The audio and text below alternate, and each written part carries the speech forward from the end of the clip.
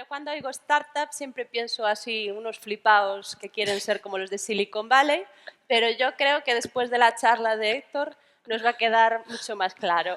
Así que os dejo con él. Muchas gracias. Hola, hola, hola.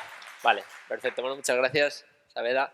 Muchas gracias a todos por venir a esta charla, que la verdad es que me hace mucha ilusión, no solo por dar una charla aquí en la WordCamp Pontevedra, sino porque además, normalmente yo que siempre estoy hablando, diréis el pesado del mantenimiento, ¿vale? Las cosas más técnicas, por así decirlo, de WordPress, y hoy vengo a hablar de algo que es realmente lo que me apasiona, que es el emprendimiento, ¿vale? Entonces, lo que pretendo un poco con esta charla, en la que voy a hablar, pues eso, de cómo lanzar una startup en el ecosistema de WordPress, es que si hay alguien que se lo está planteando o que se lo plantea a futuro, pues que pueda ayudarle a inspirarle a lo mejor, o que incluso si ya lo está haciendo o si lo va a hacer, que le ayude a no cometer los errores, por no llamarlo de otra manera, que nosotros hemos cometido, ¿vale? Entonces voy a hablar un poco en base a nuestra experiencia.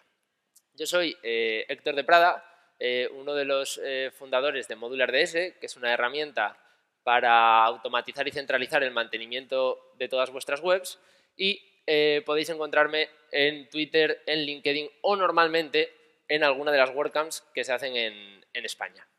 Así que bueno, sin más dilación, tenemos que empezar por lo primero, ¿vale? ¿Qué carajo es esto de una startup? ¿Vale? Porque no lo tenemos tan claro. Entonces, yo he juntado varias definiciones que he cogido por ahí y esta es la que más me ha gustado. Y es que una startup es una empresa emergente enfocada en la innovación y la tecnología para crear un modelo de negocio escalable, muy importante esto, y disruptivo en condiciones de alta incertidumbre, ¿vale? Y las 4 palabras que pongo en negrita, ¿vale? Emergente, tecnología, escalable, incertidumbre, son palabras que se tienen que cumplir y que luego lo vamos a ir viendo. Y claro, ¿cómo puede ganar una startup dinero alrededor de WordPress, ¿vale? Relacionado con WordPress. Bueno, pues la primera es la más fácil. ¿Cuántos de los que estáis aquí pagáis algún tema, algún plugin, ¿vale? De WordPress para hacer vuestras webs? Bueno, bastantes. Yo diría que mayoría, ¿vale? Pues es lo normal. Muchos plugins, muchos temas de WordPress que son de pago y hay empresas detrás, por supuesto, que los están haciendo. O también hay plugins que son gratuitos, pero que tienen muchísimas descargas y que se financian a través de publicidad, ¿vale? En las páginas del plugin, de configuración, afiliados, etc. Después, también hay otros que, bueno, está muy relacionado con el anterior, ¿vale? Si nos ponemos muy estrictos, pero bueno, también el tema del soporte, ¿vale? Porque lo que se suele pagar también es el soporte especializado de esos plugins o temas. Después, yo creo que también dentro de, o relacionado con WordPress, tanto con WordPress como sobre WordPress, o solo una de las dos cosas, se pueden crear cosas muy chulas relacionadas con la formación, y hay ejemplos muy buenos. Después, también es común, hay varias empresas que estoy seguro que algunos conocéis, que hacen plantillas para vuestros builders o constructores visuales favoritos y te venden directamente la plantilla para que tú la cojas y la pongas en tu web y ya tengas, pues oye, el look and feel hecho. Después tenemos, claro, bueno, pues los servidores. Puede ser una empresa tecnológica, una empresa nueva, una empresa muy escalable, una empresa de hosting. Pero claro, diréis, ¿una empresa de hosting es una startup? Bueno, pues depende. Igual si se intenta hacer una empresa de hosting con un componente muy diferente, que podemos tener dudas si esto va a funcionar, no va a funcionar, vale esa incertidumbre, pues podríamos considerar una empresa de hosting a lo mejor una startup. Y por último, pues bueno, herramientas, lo que se suele llamar SaaS, Software as a Service, que no están 100% en vuestra web, pero que se vinculan de alguna manera. Seguro que todos usáis herramientas de SEO o herramientas de email marketing, ¿vale? O, bueno, pues herramientas como lo que hacemos nosotros en Modular. Y claro, vamos a ver si esto pasa. Vale. Ya hemos visto cómo podemos hacer negocio relacionado con WordPress, ¿vale? Entonces, vemos que aquí hay diferentes oportunidades. Vamos a empezar un poco lo que es la vida de la startup, ¿vale? ¿Qué es lo primero que necesitas para empezar un negocio? ¿Alguien tiene sugerencias? Ay, una idea, no, mal. Lo que necesitas es un problema, ¿vale? La idea no vale. Y claro, ¿cómo descubres que hay un problema? Pues lo haces hablando con potenciales usuarios, ¿vale? Y para que esto se afiance, os voy a contar lo que nos pasó a nosotros. Alrededor de 6 meses, dedicando muchísimo tiempo y recursos a crear una especie de constructor web, ¿vale? Como tantos otros que conocéis tan famosos. Y después de todos esos meses de trabajo, nos dimos cuenta que con toda la gente en la que hablábamos y se lo enseñábamos, nadie realmente quería utilizarlo. ¿Por qué? Porque nadie tenía un problema con el constructor web que utilizaba, a cada uno le gustaba el suyo, ¿vale?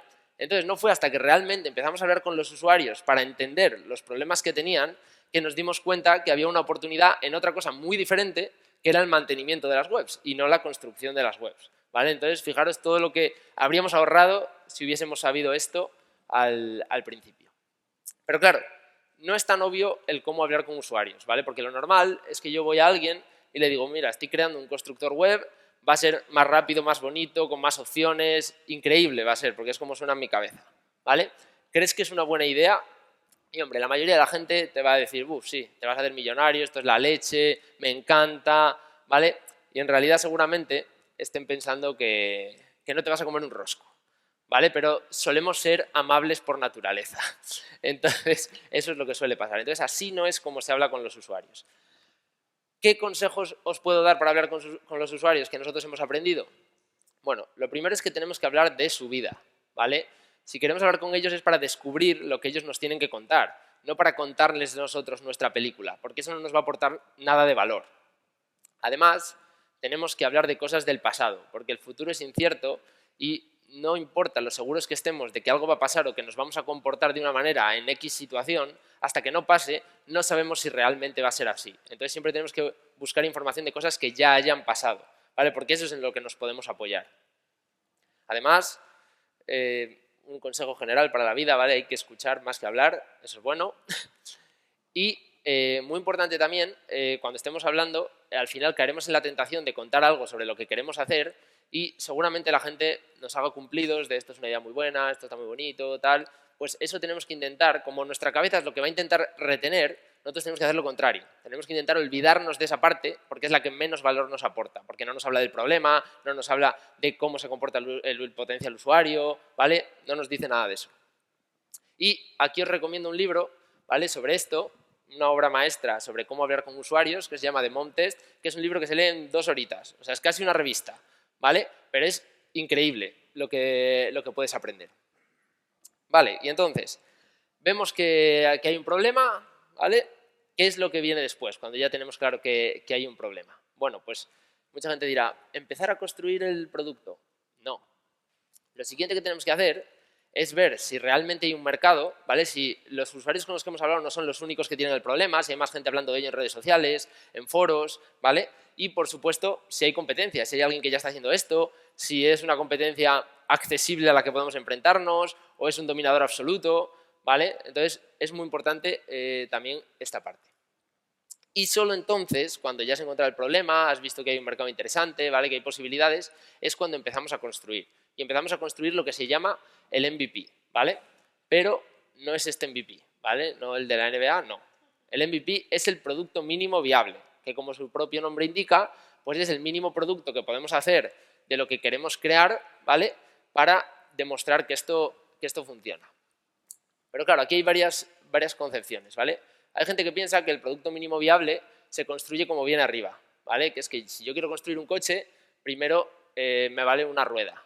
Pero claro, una rueda no es una versión de un coche, es una rueda, ¿vale? Y si nosotros queremos venir de León a Pontevedra, en una rueda seguro que no vamos a venir, ¿vale? Entonces no nos va a solucionar el problema. Después, hay gente, bueno, esto ya está un poco mejor, que dice, bueno, pues de un coche, un patinete, ¿vale? Pero nos encontramos un poco el mismo problema, ¿vale? Y además hay mucha gente que no lo va a poder usar.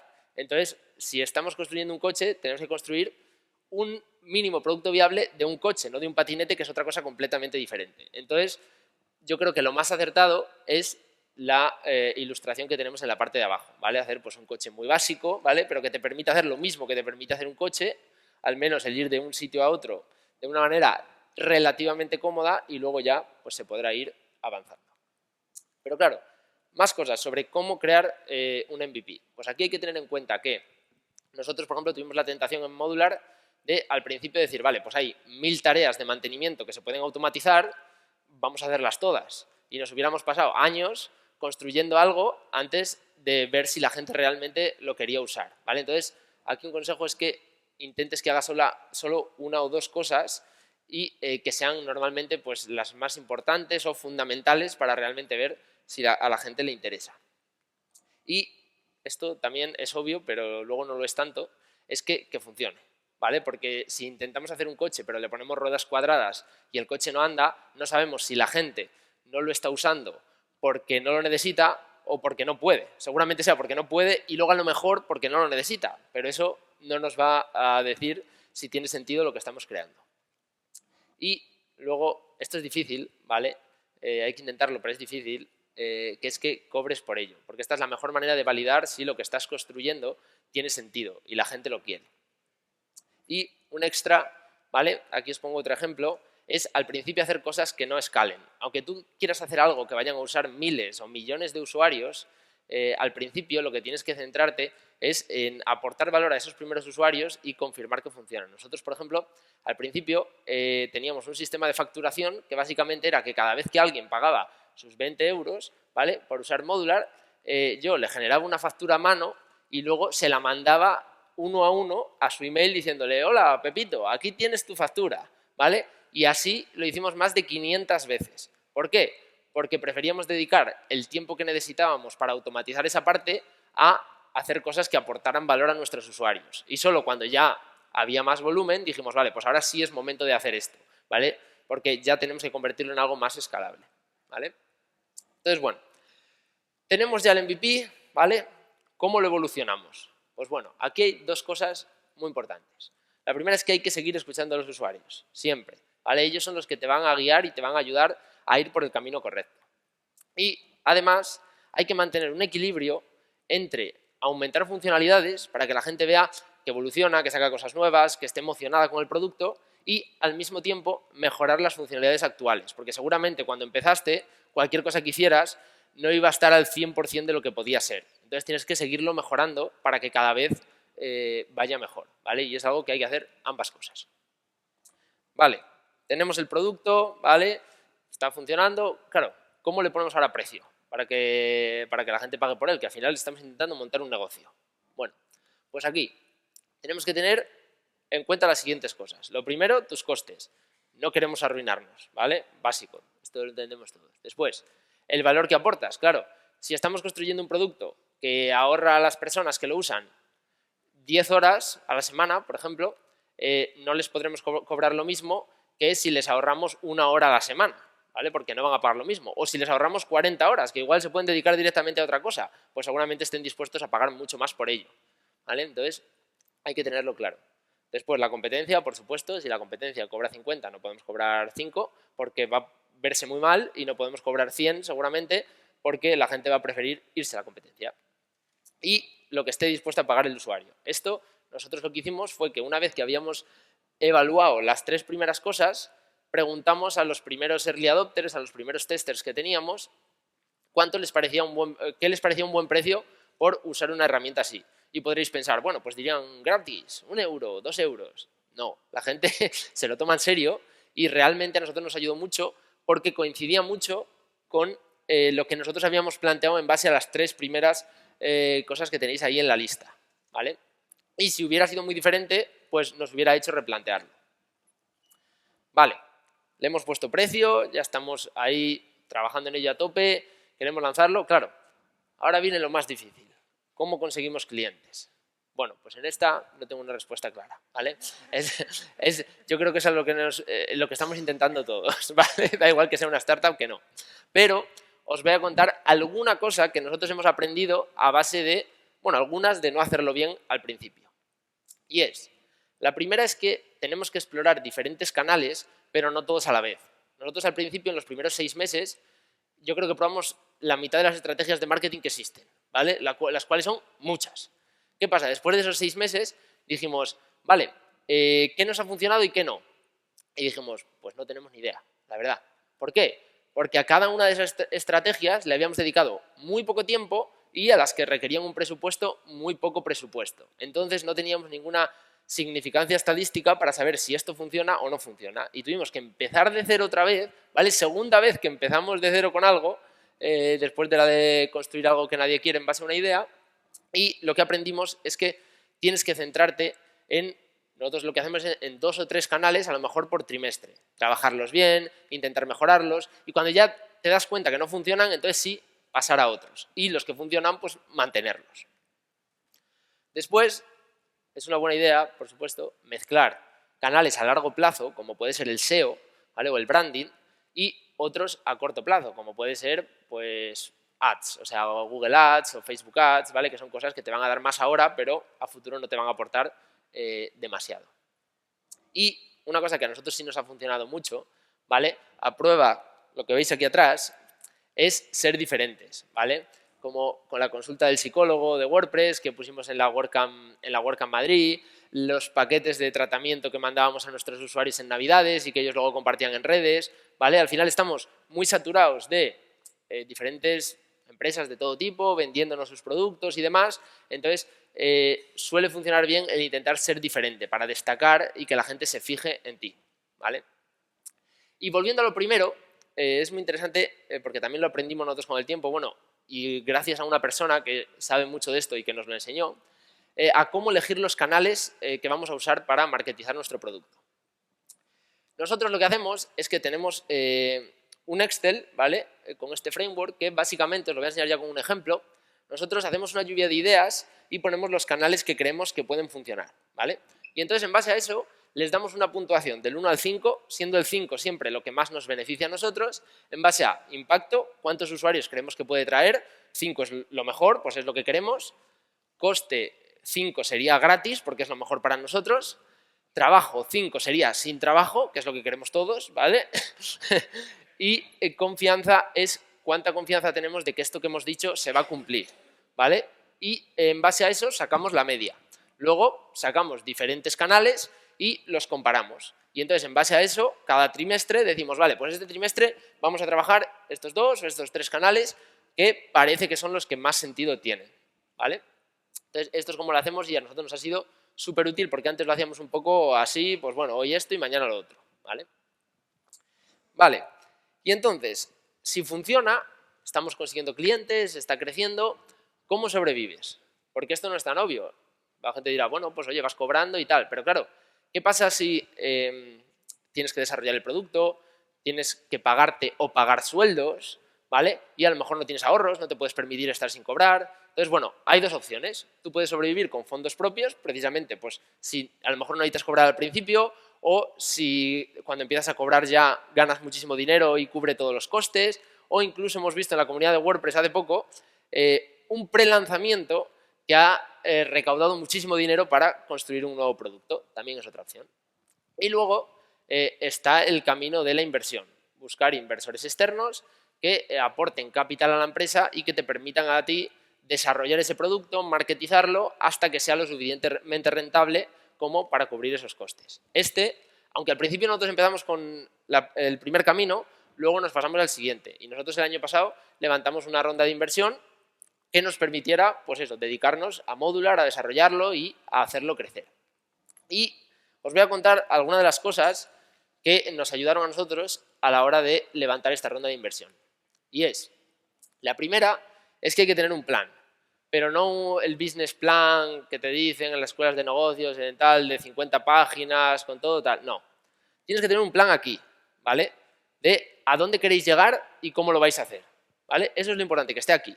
Y entonces, luego, pues, muy útil si os apoyáis en una presentación donde expliquéis de manera muy breve este plan que os pueda acompañar cuando se lo contéis a alguien, ¿vale? Y luego sí que esto suele ser interesante tener unas pequeñas proyecciones, el típico Excel que no cumple nadie, ¿vale?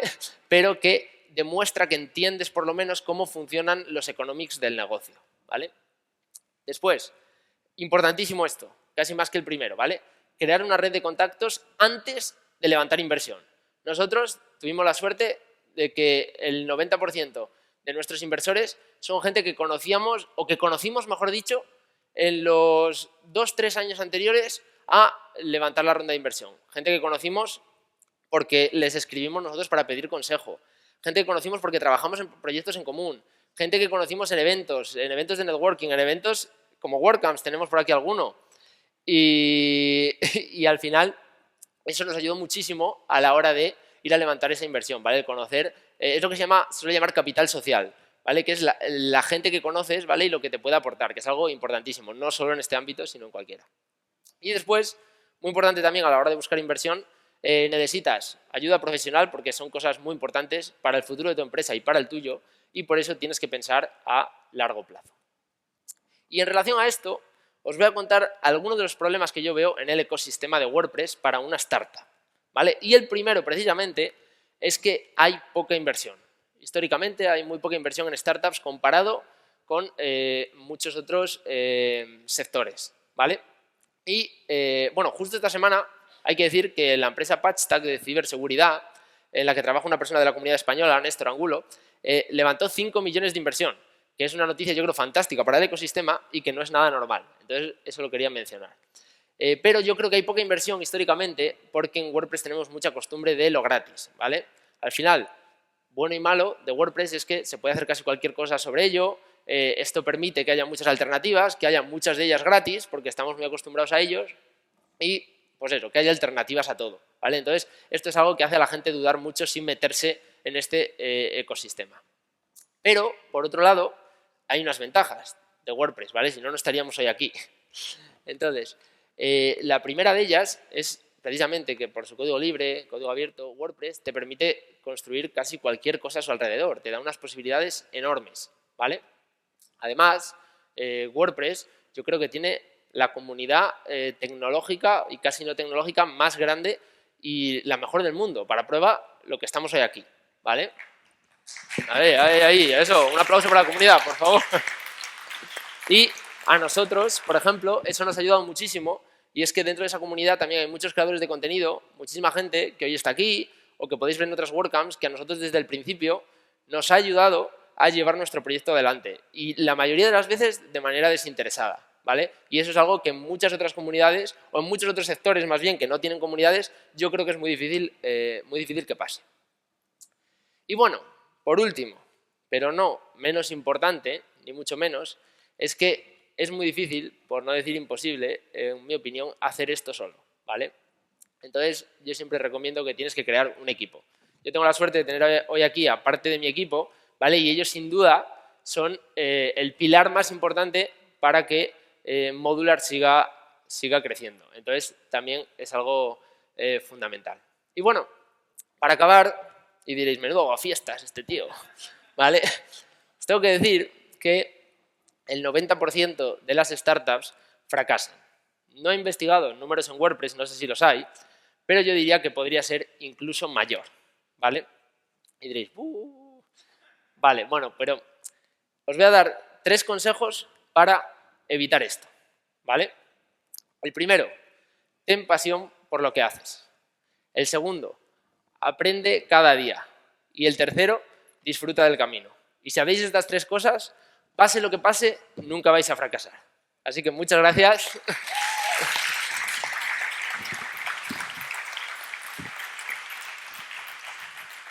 Y cualquier pregunta ahora que tengáis.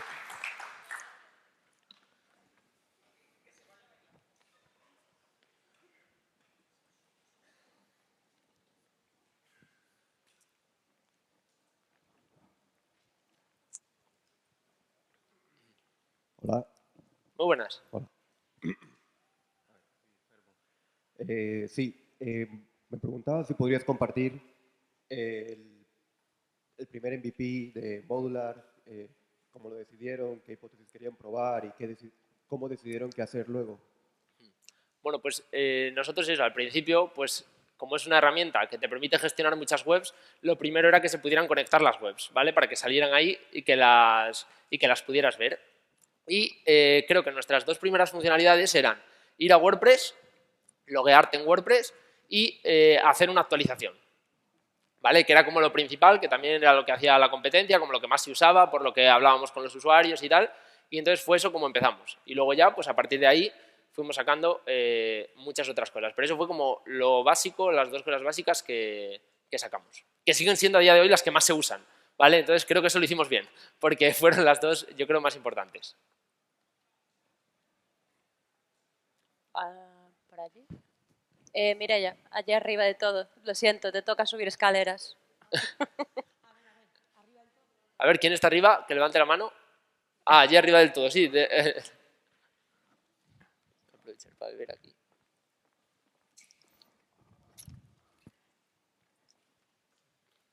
Muchas gracias. En una de las diapositivas sobre inversión mencionaba buscar ayuda. ¿Qué tipo de ayuda? ¿Ayuda técnica? ¿Ayuda, o sea, sobre cómo negociar tal vez con los posibles inversionistas? ¿Puedes empezar? Porque no he entendido la primera parte de la pregunta. Sí, sí. En una de las diapositivas, cuando mencionaba sobre inversión, Sí. uno de los puntos decía buscar ayuda, pero no me queda claro qué Vale. tipo de ayuda. Vale, sí. Sí, pasé muy rápido por eso. Pues me refería, cuando hablaba de buscar ayuda profesional, sobre todo me refería en la parte legal, ¿vale? Porque al final una parte crucial de la inversión no es solamente el dinero que entra en la compañía, ¿vale? Sino en qué condiciones entra, a cambio de qué, cómo se sigue luego gestionando la compañía, ¿vale? Y es algo que luego a futuro puede tener muchas implicaciones, ¿vale? En la empresa. Entonces, por eso, ahí sin duda, además, todos esos temas legales y tal, que son tan complicados, que yo creo que los emprendedores entendemos tampoco o no queremos entender, es bueno tener una ayuda profesional, sin duda. Hola. Yo quería saber, por vuestra experiencia personal, ¿cuál es el momento más duro y cómo lo superas, ¿no? Cuando creas una startup? Vale, esto lo tengo claro. Hay mucha gente que dice, oh, los inicios, qué bonito aquello, cuando empezábamos, tal. Le digo, eso es una mierda increíble. O sea, lo peor es el principio. O sea, porque no hay nada. Tú puedes tener toda la ilusión del mundo en todas las fases, pero al final lo más duro es estar haciendo algo y no estás ganando dinero con ello, todavía no cobras a tus usuarios, o tienes 3 clientes, ¿vale? Entonces, es verdad que todo es muy duro, cada vez, en vez de haber menos trabajo, hay más trabajo, pero sin duda yo creo que ese valle del desierto inicial, cuando no ganas dinero, todavía dudas de si esto va a funcionar o no, sin duda yo creo que eso es lo peor. O sea, que luego, en ese sentido, va mejor. Ya digo, hay otros problemas, hay mucho más trabajo, pero sin duda lo peor es la más dura, yo creo, la más dura. Mireia, aquí.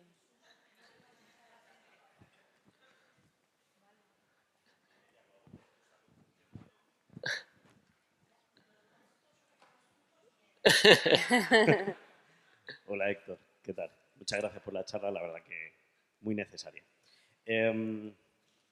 Cuando hablamos de autoridad de marca, dentro de vuestras estrategias de marketing, ¿cuál crees que ha funcionado más para elevar la autoridad de Modular? Bueno, pues yo creo que los eventos, ¿vale? El venir a los eventos, el hacer comunidad, es algo que ha ayudado mucho tanto a que se conozca la marca como a que se valore la marca, ¿vale? También hacer esas relaciones con gente referente en la comunidad que puede hablar de ti. Normalmente suelen hablar bien, ¿vale? Si hablas mal, vale, mala cosa. Pero yo creo que eso son cosas que ayudan mucho a la marca. Es verdad que nosotros, pues, otras cosas que te podría decir de la marca, por ejemplo, pues nosotros sí que lo que intentamos construir, por supuesto, para conseguir usuarios y conseguir clientes, era hacer cosas que aportaran valor por el mero hecho de las cosas en sí, de las acciones de marketing. Entonces nosotros, por ejemplo, hicimos varias herramientas gratuitas para los profesionales de WordPress, que son al final nuestros clientes, y sí que mucha gente nos ha contactado luego diciendo que habían usado esas herramientas, que no usaban Modular, pero que las herramientas les habían ayudado muchísimo y que les habían encantado. Y sí que pues creo que son gente que luego pues va a tener un buen recuerdo o una buena impresión de la marca de Modular. Y bueno, por supuesto, los cubos infinitos que tiene aquí Asti, ¿vale? El regalo ese que solemos dar, que luego le podéis buscar, que tiene unos cuantos ahí guardados, ¿vale? Y eso también a la gente le gusta mucho, hace mucha marca.